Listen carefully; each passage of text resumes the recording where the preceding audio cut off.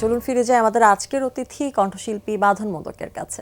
বাঁধন, আবারও ফিরে এলাম আপনার কাছে। শুরুতে যেটা বলছিলাম যে সকালবেলার সময়টা একটু শান্ত, একটু স্নিগ্ধ, এবং সেই সময় আস্তে আস্তে গল্প করছি, চা খাচ্ছি, মানে সুন্দর একটা সকাল বলতে আমরা যা বুঝি। এরকম সকালে যদি একটু গান পাওয়া যায় তাহলে বোধহয় সকালটা অন্যরকম হয়ে ভালো ওঠে। লাগে। হ্যাঁ, তো আপনি তো একজন শিল্পী, নিয়মিত গান করেন, নিশ্চয়ই সকালবেলা আপনার গানের চর্চাও করা হয়। তো আজকে চর্চা না, আমরা সরাসরি একটা গানেই চলে যাব। আমি এখন যে গানটি করছি এটা আমার লেখা এবং আমার সুরে, এবং গানটি কম্পোজিশন করেছেন প্রতীক হাসান, প্রতীক ভাই আমাদের। চেষ্টা করছি একটু শোনানোর। শুনে ফেলি। মনের জ্বালা মনে রইল, মনের জ্বালা মনে রইল, কেউ জানে না তোমার সাথে প্রেম করিয়া শান্তি পাইলাম না। তোমার সাথে প্রেম করিয়া সুখ হইল না। মনের জ্বালা মনে রইল, মনের জ্বালা মনে রইল, কেউ জানে না তোমার সাথে প্রেম করিয়া শান্তি পাইলাম না। তোমার সাথে প্রেম করিয়া সুখ হইল না। শেষ হইল জীবন আমার, রইল টানা টানি, তোমার প্রেমে এত জ্বালা আগে নাহি জানি। শেষ হইল জীবন আমার, রইল টানা টানি, তোমার প্রেমে এত জ্বালা আগে নাহি জানি। জানতাম যদি এমন হবে, জানতাম যদি এমন হবে, পীড়িত করিতাম না। তোমার সাথে প্রেম করিয়া শান্তি পাইলাম না। তোমার সাথে প্রেম করিয়া সুখ হইল না। অনেক ধন্যবাদ সকাল সকাল গান দিয়ে আড্ডাটা শুরু করার জন্য। এমনিতে আপনার সকালগুলো কেমন কাটে? আমার সকাল শুরু হচ্ছে রেওয়াজের মাধ্যমে। আমি ঘুম থেকে ওঠার পর আমার প্রথম কাজ হচ্ছে রেওয়াজ। এটা যতটুকু পারি, আমি তো ঢাকায় থাকি, তো শো পারপাসে যদি কোথাও যাই সেটা হচ্ছে ভিন্ন কথা, বাট আমি যখনই আমার বাসায় থাকি, আমার আমার একদমই কাছে আমার হারমোনিয়াম থাকে সব সময়। তো সকালটা শুরু হয় রেওয়াজের মাধ্যমে। কত বছরের অভ্যাস এটি? যখন ক্লাস 2-তে পড়ি, তখন থেকে মার কাছে শেখা, তারপর আমার প্রয়াত ওস্তাদ সুরেশ সরকার ওনার কাছে হাতে করি, এবং ক্লাস 5-এর পরীক্ষার পর থেকে আমার এভাবে চর্চাটা শুরু হয় আর কি। গান তো আপনি ছোটবেলা থেকে করছেন, এবং সেই গানের একটা বড় স্বীকৃতি মিলেছে আপনার বাংলার গানের মধ্য দিয়ে। সব মিলিয়ে এই জার্নিটা সুরের সাথে, গানের সাথে সব থেকে বড় অনুপ্রেরণা কে ছিলেন?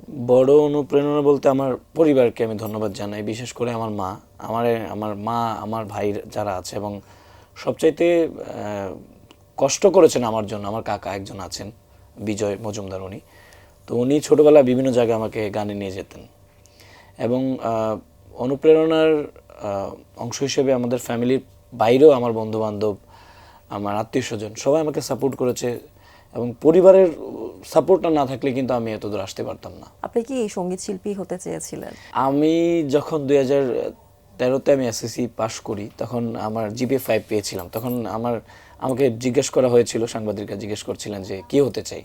তো আমার প্ল্যানিং ছিল, মানে আমার ইচ্ছে ছিল ইঞ্জিনিয়ার হব। আমি কখনো ভাবি নাই যে এভাবে গানে চলে আসবো, কিন্তু একটা কথা কি, মানে গান আমাকে টানে। আমার মা গান চলে এসেছেন বলছেন, পড়াশোনা কি ছেড়ে দিয়েছেন? না, পড়াশোনা আমি ফিজিক্স অনার্স কমপ্লিট করেছি কিছুদিন আগে। তো পড়াশোনার সাথে গানটা আমি, কঠিন বিষয় হ্যাঁ, ফিজিক্স, পড়াশোনার সাথে গানটাকে রেখেছে, এবং গান আমাকে অনেক কিছু দিয়েছে, অনেক সম্মান, অনেক ভালোবাসা। এই যে গানের সাথে পথ চলছেন এবং গানকে জীবনের পেশা হিসেবেও নিয়ে নিয়েছেন বলা যায়, কিন্তু আমাদের দেশে তো অনেকে বলে থাকেন শিল্পীদের জীবন ভীষণ কঠিন হয়, একটা সময়ের পরে শিল্পীদের একটা স্টেবল মূল্যায়ন থাকে না। মূল্যায়নের বিষয়টা তো পরে আসে, জীবনকে চালিয়ে নিতে সবার আগে জীবিকার প্রয়োজন। Right. সেই জীবিকার একটা সংকট দেখা যায় এবং তখন মানুষ একটু হলেও হাই হাই করে, একটু হলেও আফসোস করে যে এই পেশার সাথে সাথে অন্য কিছুতে সম্পৃক্ত থাকা উচিত ছিল। এটা কি আপনাকে ভাবায়? অবশ্যই ভাবায়, কেন ভাবায় না, কারণ হচ্ছে আমাদের দেশের সঙ্গীত শিল্পী বলেন বা সাংস্কৃতিক মনা যারা আছেন, সঙ্গীতের মূল্যায়ন আমাদের দেশে হয় না।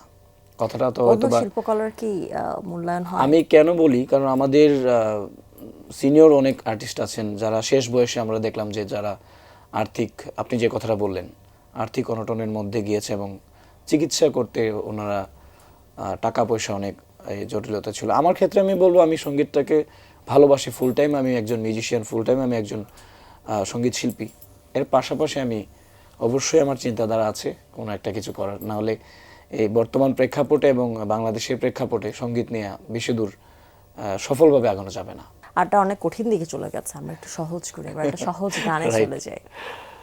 এখন কি গান গাইতে হবে একটা? হ্যাঁ, গান শুনলে তো ভালো আচ্ছা। হয়, আড্ডার জটিলতা কমাতে গান দরকার। না ঠিক আছে, আমি এখন যে গানটি করছি আমার জীবনের প্রথম মৌলিক গান এবং গানটি লিখেছেন শহীদুর রহমান এবং গানটির সুর করা আমার এবং মিউজিক করেছিলেন শিহান। তো আমি একটু স্থায়ী এবং একটা অন্তরা গাওয়ার চেষ্টা শুনে করছি। ফেলে। চর্ম চোখে দেখা যায় না, দিব্য চোখে দেখা যায় তারে। চর্ম চোখে দেখা যায় না, দিব্য চোখে দেখা যায়। ভবের পাগল ভাব লাগাইছে ভাবের দুনিয়ায়। ওরে ভবের পাগল ভাব লাগাইছে ভাবের দুনিয়ায়। পরম সত্তা তুমি রহিম রহমান,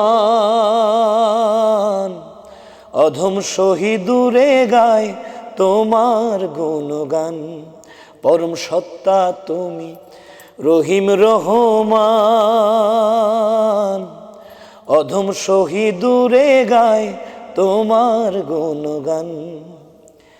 চর্ম চোখে দেখা যায় না, দিব্য চোখে দেখা যায় তারে। চর্ম চোখে দেখা যায় না, দিব্য চোখে দেখা যায়। ভবের পাগল ভাব লাগাইছে ভাবের দুনিয়ায়। দেখো ভবের পাগল ভাব লাগাইছে ভাবের দুনিয়ায়।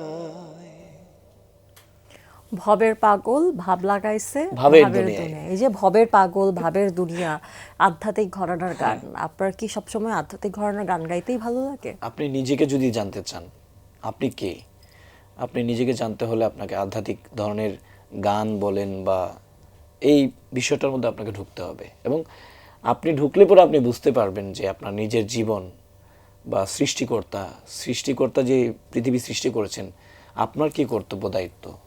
গানের মধ্যে প্রত্যেকটা গানের এক একটা কথা এক একটা মানুষের জীবনকে বদলে দিতে পারে। দুটো গান শুনেছি আমরা, দুটোই লোকজ ধারার গান ছিল। শেষে আরো একটা গান শোনার সুযোগ হবে, তখন অবশ্যই একটা নজরুল গীতি শুনতে চাইবো। আবার একটু আড্ডায় ফিরি। আচ্ছা, গান করছেন এবং সেই সাথে নিজের অন্য একটা কিছু করার পরিকল্পনাও করছেন, তো এই মুহূর্তে আপনার গানের ব্যস্ততাটা কেমন যাচ্ছে? একজন শিল্পীর গানের ব্যস্ততা জায়গাটা হচ্ছে স্টেজ শো, টেলিভিশনের প্রোগ্রাম, এটাই থাকে। তো আমার ক্ষেত্রেও ভিন্নতার কিছু নেই। আমি আমার প্রোগ্রাম করছি, রেকর্ডিং গান হচ্ছে, বিভিন্ন মৌলিক গান হচ্ছে, প্লাস হচ্ছে বিভিন্ন টেলিভিশনের যে গানের প্রোগ্রামগুলো সেগুলোতে যা হচ্ছে।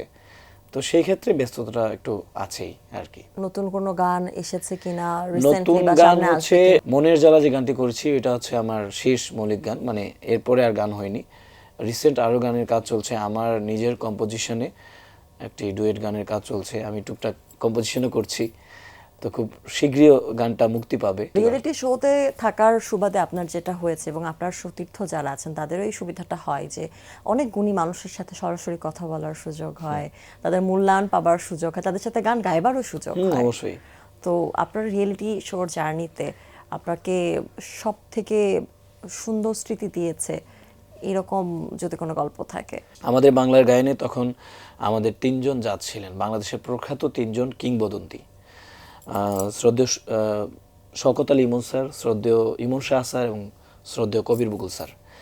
আমরা ওনাদের কাছ থেকে অনেক কিছু শিখতে পেরেছি, অনেক গানের বিষয়, রেওয়াজ কীভাবে করতে হবে, গানের স্কেল কীভাবে বসাতে হয়, এবং ওনারা যেভাবে আমাদের গাইড করেছেন একদম ফার্স্ট টু লাস্ট পর্যন্ত, এটা মনে হয় না বাংলাদেশের আর কারো ভাগ্য হয়েছে। 3 জন কিংবদন্তির কাছ থেকে আপনি গান শুনছেন, গান শিখছেন।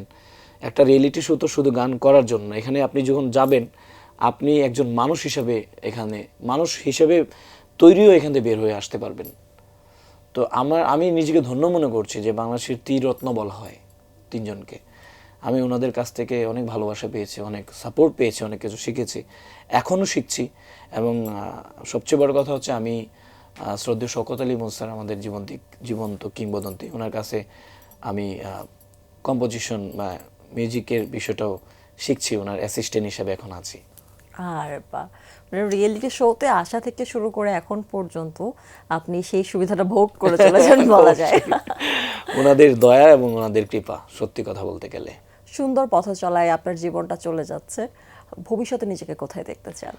ভবিষ্যতে একজন শিল্পী হিসেবে, শিল্পী বলবো না, 5 বছর পরে কোথায় দেখতে চান, 10 বছর পরে কোথায় দেখতে চান? 5 দুই বছর ধাপে পরে বলেন। হচ্ছে আমি আমার গান প্লেব্যাকে যাবে, সেটা সবার স্বপ্ন থাকে, এবং বাংলাদেশের একটা পর্যায়ে একটা মানুষ চিনবে। এখনই অনেকে চিনে জানে ক্ষুদ্র হিসাবে, তখন বাংলাদেশের আমি আমার চর্চা দিয়ে, আমার কাছ থেকে, আমার গান থেকে অনুপ্রাণিত হয়ে অনেকে গানের জগতে আসবে বা গানকে ভালোবাসবে, সেই অবস্থানে নিজেকে দেখতে চাই আমি।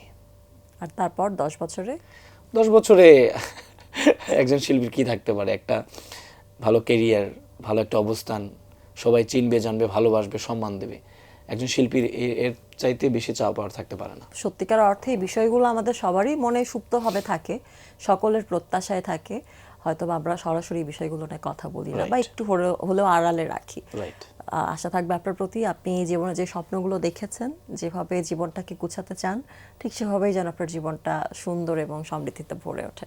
অনেক ধন্যবাদ আজকের আড্ডায় যুক্ত হবার জন্য। আপনার কণ্ঠে একটা গান শুনতে শুনতে বিদায় নেব, তার আগে দর্শকদের কাছ থেকে বিদায় নিয়ে আসি। প্রিয় দর্শক, এতক্ষণ কথা হচ্ছিল অতিথির সঙ্গে, এবার সময় হলো বিদায় নেবার। আমাদের অনুষ্ঠান সম্পর্কে আপনার যে কোনো মতামত পরামর্শ জানাতে লিখুন এই ঠিকানায়। প্রযোজক দিন প্রতিদিন, Bangla Vision, Noor Tower, 110 Birottom CR Dutta Road, Dhaka 1205, phone 96320300-4। আমাদের ইমেল অ্যাড্রেস দিন প্রতিদিন @banglavision.tv। মার্কিন পাচক এমেরি লেগাসের একটি উক্তি বলে বিদায় নেব আজ। তিনি বলেছেন, আপনি যদি আপনার স্বপ্নের পেছনে না ছোটেন তাহলে কিন্তু অন্যরা ছুটবে। তো দর্শক, সবাই ভালো থাকুন, সুস্থ সুন্দর থাকুন। আজ 8টা দিন সবার জন্য শুভ ও কল্যাণময় হোক। এবারে গান। দর্শকদের উদ্দেশ্যে একটা কথাই বলবো, লোকজ গান শুনবেন এবং লোকজ গানের ধারাকে অব্যাহত রাখতে প্রচুর বাংলা গান শুনবেন, এবং আমরা যারা নতুন আছি বা আমরা যারা পুরাতন যারাই আছি সবাইকে মূল্যায়ন করবেন এবং বাংলা গানের সাথে থাকবেন। ধন্যবাদ সবাইকে। গানে চলে যায়। আমি যেহেতু নজরুল গীতির কথা বলেছেন, আমি স্থায়ীটুকু একটু শুনিয়ে দিচ্ছি, আমার খুবই পছন্দের গান, আশা করছি ভুল ত্রুটি হলে মাফ করবেন। শুনে ফেলি। বুলবুলি নীরব নারগিস বনে, বুলবুলি নীরব নারগিস বনে, ঝরাবো না গোলাপে, ঝরাবো না গোলাপে, বিলাপ শোনে, বুলবুলি নীরব নারগিস বনে, ঝরাবো না গোলাপে, ঝরাবো না গোলাপে, বিলাপ শোনে, বুলবুলি নীরব নারগিস বনে।